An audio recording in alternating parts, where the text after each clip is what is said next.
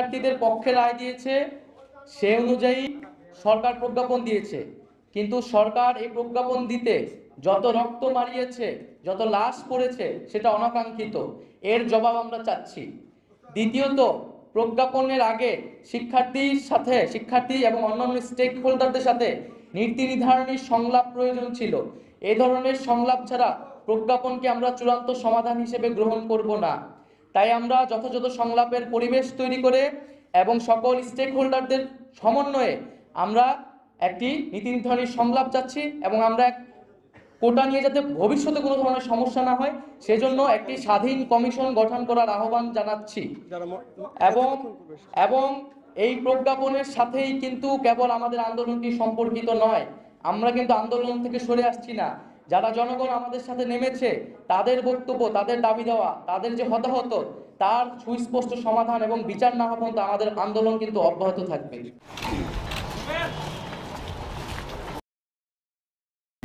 মাননীয় আইনমন্ত্রী বলছেন ক্লাসে ফিরে যেতে।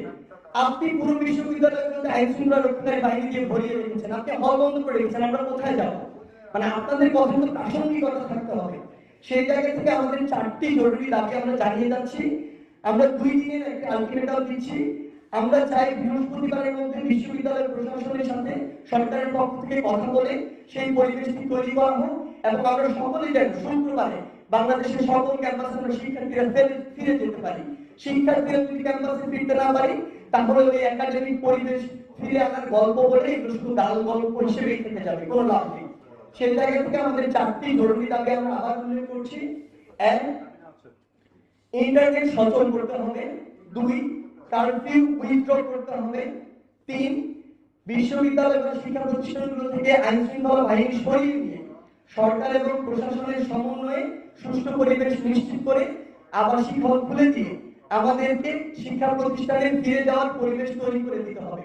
এবং 4, যেটা হচ্ছে যে আমাদের সমন্বয়ক হিসেবে শুধু এখানে নয়, সারা বাংলাদেশে যারা এই কোটার যৌক্তিক সংস্কারের যে আন্দোলন, সেটিতে যারা সমন্বয় করেছেন, তাদের নিরাপত্তা নিশ্চিত করতে হবে।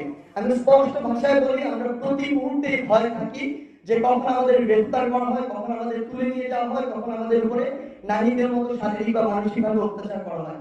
সো এই 4টি জরুরি দাবি সরকার যদি বৃহস্পতিবারের মধ্যে বাস্তবায়ন করে শুক্রবারে আমাদের সেই পরিবেশটি তৈরি করে দেয়, তাহলে বাকি যে আমাদের 8টি দাবি রয়েছে সার্বিক উদ্ভূত পরিস্থিতি নিয়ে, সেগুলো নিয়ে আমাদের যে কথা বলার স্কোপটি, যেটি আমাদের আহ্বান করা হচ্ছে, সেটি তৈরি হবে।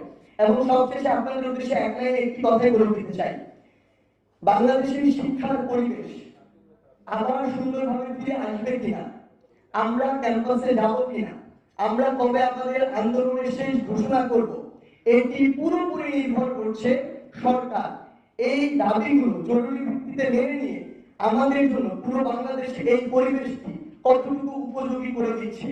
সরকার যদি চায় এটি বৃহস্পতিবারে করতে পারে, সরকার যদি না চায় তাহলে অনেক কিছু সময় করে দিতে পারে।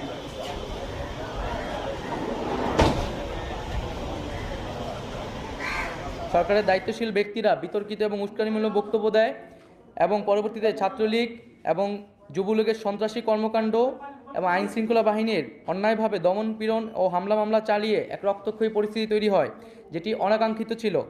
বিশ্ববিদ্যালয় প্রশাসন ও আইন শৃঙ্খলা বাহিনী যখন শিক্ষার্থীদের নিরাপত্তা দিতে ব্যর্থ হয়, তখন আমরা অভিভাবক, শিক্ষক সহ school, college, private, public, national সকল ধরনের শিক্ষার্থীদের এবং সর্বস্তরের নাগরিকদের রাজপথে নেমে আসার আহ্বান জানাই আমাদের নিরাপত্তার জন্য।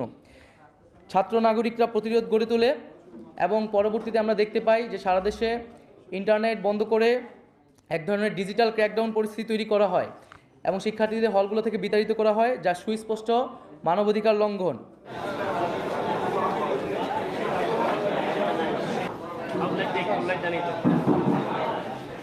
প্রতিবাদী ছাত্র নাগরিকের সাথে এই সকল সহিংস ঘটনার কোনো ধরনের সম্পর্ক নেই। এটা স্পষ্ট সরকারের দায়িত্বহীন আচরণ ও দমনপীড়ন নীতির জন্য এই অরাজক পরিস্থিতি তৈরি হয়েছে। এর দায় সম্পূর্ণ সরকারের। এখন সমগ্র পরিস্থিতির দায় শিক্ষার্থী ও বিভিন্ন রাজনৈতিক দলের উপর চাপিয়ে সরকার পুনরায় দায় এড়াচ্ছে। যখন আমরা শাহবাগে বারবার আহ্বান জানিয়েছি যে আপনারা আমাদেরকে এই আহ্বানটুকু করুন, বর্ষের স্কোপটুকু করে দিন, বিভিন্ন অংশীদারের সমন্বয়ে আলোচনা করে আমরা এই কোটার একটি যৌক্তিক সংস্কার চাই, তখন আমাদের কথা শোনা হয়নি।